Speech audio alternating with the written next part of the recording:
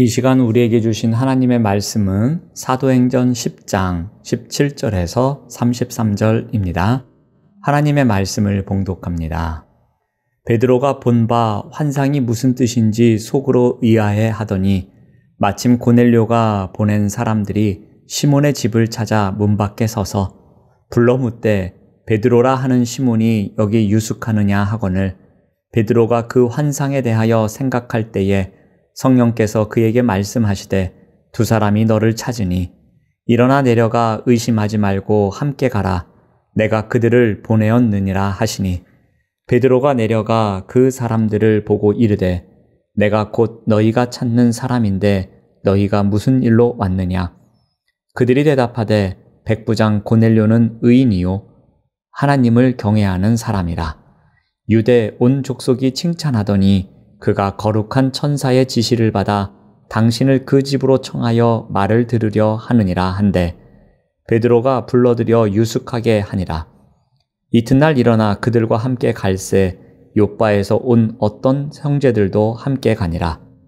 이튿날 가이사랴에 들어가니 고넬료가 그의 친척과 가까운 친구들을 모아 기다리더니 마침 베드로가 들어올 때에 고넬료가 맞아 발 앞에 엎드려 절하니 베드로가 일으켜 이르되 일어서라 나도 사람이라 하고 더불어 말하며 들어가 여러 사람이 모인 것을 보고 이르되 유대인으로서 이방인과 교제하며 가까이 하는 것이 위법인 줄을 너희도 알거니와 하나님께서 내게 지시하사 아무도 속되다 하거나 깨끗하지 않다 하지 말라 하시기로 부름을 사양하지 아니하고 왔노라. 묻노니 무슨 일로 나를 불렀느냐. 고넬료가 이르되 내가 나흘 전 이맘때까지 내 집에서 제9시 기도를 하는데 갑자기 한 사람이 빛난 옷을 입고 내 앞에 서서 말하되 고넬료야 하나님이 내 기도를 들으시고 내 구제를 기억하셨으니 사람을 욥바에 보내어 베드로라 하는 시몬을 청하라. 그가 바닷가 무두장이 시몬의 집에 유숙하느니라 하시기로 내가 곧 당신에게 사람을 보내었는데 오셨으니 잘하였나이다. 이제 우리는 주께서 당신에게 명하신 모든 것을 듣고자 하여 다 하나님 앞에 있나이다. 아멘. 오늘 말씀의 제목은 하나님이 이끄시는 만남입니다. 오늘 본문에는 인간적인 생각으로는 도저히 예측할 수 없었던 한 역사적인 만남에 대한 이야기가 나옵니다. 베드로는 하나님이 보여주신 환상의 진위를 파악하지 못해 어리둥절한 상태였습니다. 그때 어떤 일이 일어납니까? 17절에서 18절 말씀을 봅니다. 베드로가 본 바 환상이 무슨 뜻인지 속으로 의아해 하더니 마침 고넬료가 보낸 사람들이 시몬의 집을 찾아 문 밖에 서서 불러 묻되 베드로라 하는 시몬이 여기 유숙하느냐 하거늘. 베드로는 방금 자기가 본 계시의 의미를 도무지 이해할 수 없었습니다. 그래서 고민하고 있었습니다. 바로 그때에 고넬료가 보낸 사람들이 베드로를 찾아옵니다. 그런데 이 일은 매우 긴장감 넘치는 상황일 수도 있었습니다. 왜냐하면 7절에 보면 고넬료가 보낸 사람들은 그의 하인 둘과 부하 가운데 경건한 사람 하나가 있었습니다. 즉 일행 가운데에 로마 군사도 포함되어 있었습니다. 베드로의 입장에서 보면 언제나 그들의 사역은 살얼음판을 걷는 것과 같았습니다. 그는 여전히 제국의 질서를 거부하여 끝내 반역법으로 극형을 당한 예수를 여전히 추종하는 자였습니다. 일종의 잔존 반란 세력이었습니다. 그러므로 베드로는 자신을 찾으러 온 사람 가운데 로마 군인이 포함되어 있었으니 어떤 생각이 들었겠습니까? 이때 성령님께서 베드로를 안심시켜 주십니다. 의심하지 말고 그들과 함께 가라고 말씀하십니다. 이 말씀에 용기를 얻습니다. 그래서 베드로는 고넬료의 부하들에게 그들이 찾는 사람이 바로 자신이라고 밝힙니다. 그리고 대체 무슨 일로 찾아왔는지를 묻습니다. 그런 그에게 그들은 전혀 뜻밖의 말을 합니다. 그들은 자신들의 지휘관인 고넬료를 다음과 같이 소개합니다. 22절 말씀을 봅니다. 그들이 대답하되 백부장 고넬료는 의인이요 하나님을 경외하는 사람이라. 유대 온 족속이 칭찬하더니 그가 거룩한 천사의 지시를 받아 당신을 그 집으로 청하여 말을 들으려 하느니라 한대. 고넬료는 의인으로서 로마의 우상이 아닌 이스라엘의 하나님을 경외하는 사람일 뿐만 아니라 그 신앙과 인품 덕분에 온 유다 백성들이 칭찬하는 사람이라고 소개합니다. 그런데 그런 그에게 천사가 나타나 베드로를 초청해 올 곳을 알려줬다고 합니다. 더군다나 베드로가 신세지고 있는 집의 정확한 위치까지 알려주면서 그를 모셔와 말씀을 듣도록 시켰다고 전해줍니다. 그러자 베드로는 그들을 불러들여 유숙하게 합니다. 얼마나 뜻밖의 장면이겠습니까? 이방인 백부장이 보낸 사람들이 유대인 베드로와 함께 무두장이 시몬의 집에서 함께 유숙하게 된 것입니다. 특별한 일이 없었다면 만날 일이 거의 없는 부류의 사람들이 뜻밖의 장소에서 뜻밖의 만남을 갖게 된 것이었습니다. 이 모든 것이 하나님의 세밀한 계획 가운데 이루어진 일이었습니다. 이 만남은 하나님께서 이끌어 가시는 필연의 사건이었습니다. 이튿날 베드로는 그들과 함께 가이사랴로 출발해 고넬료의 집에 도착합니다. 고넬료는 친척과 친구들까지 자기 집에 불러 모아 기다리고 있었습니다. 또한 그는 베드로를 만나자마자 먼저 달려나와서 발 앞에 엎드리며 맞이합니다. 그가 얼마나 이 만남을 사모하면서 기대했는지 알 수 있는 장면입니다. 마침내 베드로는 고넬료와 마주하게 됩니다. 이때 베드로는 뭔가 범상치 않은 일이 벌어지고 있음을 깨닫습니다.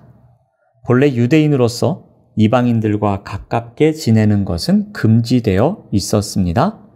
하지만 하나님의 전적인 섭리 가운데 자신이 고넬료의 가족들과 함께 있게 된 상황을 돌아보며 비로소 자신이 지붕에서 기도하다가 본 환상의 의미가 무엇인지를 깨닫습니다. 28절 말씀을 봅니다. 이르되 유대인으로서 이방인과 교제하며 가까이 하는 것이 위법인 줄은 너희도 알거니와 하나님께서 내게 지시하사 아무도 속되다 하거나 깨끗하지 않다 하지 말라 하시기로. 하나님께서는 율법에 금지된 음식을 먹지 않는 베드로에게 15절에서 하나님께서 깨끗하게 하신 것을 내가 속되다 하지 말라라고 말씀하셨습니다. 베드로는 처음에는 이것이 단순히 먹을 것에 대한 말씀인 줄로만 생각했습니다. 그런데 고넬료와 극적인 만남을 갖자 그 환상의 의미가 무엇인지 깨닫습니다. 단지 율법 안에서 음식 조항을 넘어선다는 것을 압니다. 함부로 깨끗하거나 부정하다고 판단했던 모든 영역이 확장됨을 알고 있습니다. 더욱 직접적으로는 아브라함의 혈통을 타고나지 않은 이방인들은 저주받고 더러운 존재가 아니라 그들 역시 하나님의 사랑을 힘입어 예수님의 구원에 참여할 수 있다는 진리를 깨닫게 된 것입니다. 그러나 이때까지도 베드로는 구체적으로 자신이 무엇을 해야 하는지는 몰랐던 것 같습니다. 그래서 29절 말씀을 보면은 부름을 사양하지 아니하고 왔노라 묻노니 무슨 일로 나를 불렀느냐라고 묻습니다.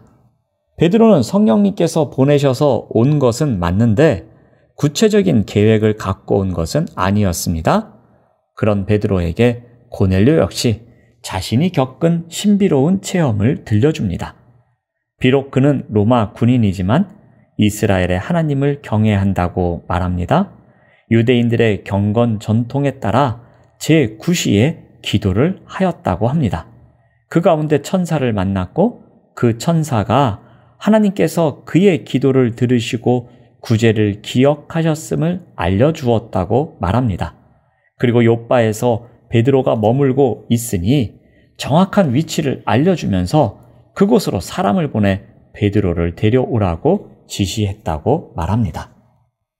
이렇듯 이전까지 생면부지였던 두 사람이 역사적인 만남을 가진 것은 결코 그들의 계획이나 의지의 결과가 아니었음을 말합니다. 바로 하나님께서 이끄시는 만남이었음을 고넬료는 고백하고 있는 것입니다. 성령님께서 베드로와 고넬료에게 불현듯 나타나 깊은 섭리 가운데 그들을 만나게 하셨습니다. 그리고 이 만남을 통하여 의미를 부여합니다. 이방인에게 복음이 전해지는 놀라운 역사가 본격적으로 펼쳐지게 된 것입니다. 하나님께서는 얼마든지 고넬료에게 직접 예수님의 복음을 전하실 수 있었습니다. 그런데 굳이 베드로를 만나 그를 통해 복음을 듣게 하셨습니다. 이것은 어떤 의미입니까? 하나님께서 이끄시는 만남에 특별한 의미가 있음을 가르치기 위함입니다. 베드로와 고넬료의 만남에 의미를 부여하신 것입니다. 사랑하는 여러분, 오늘 하루 하나님께서 우리에게 허락하신 여러 만남의 의미를 소중히 여기시길 바랍니다. 쳇바퀴 돌듯 반복되는 일상처럼 보이지만 그 안에는 우리가 도무지 예상하거나 계획하지 못했던 만남이 끊임없이 이어집니다. 그러므로 오늘 하루도 주어진 모든 만남을 소중히 여기시길 바랍니다. 우리가 만나는 사람들의 소리에 겸손히 귀 기울이시길 바랍니다. 바로 그 소리를 타고 복음이 전해지는 만남이 있기 때문입니다. 기도하겠습니다. 오늘 하루 하나님께서 우리에게 허락하신 여러 만남의 의미를 소중히 여기며 살아갈 수 있도록 인도하여 주시옵소서. 예수님의 이름으로 기도드립니다. 아멘.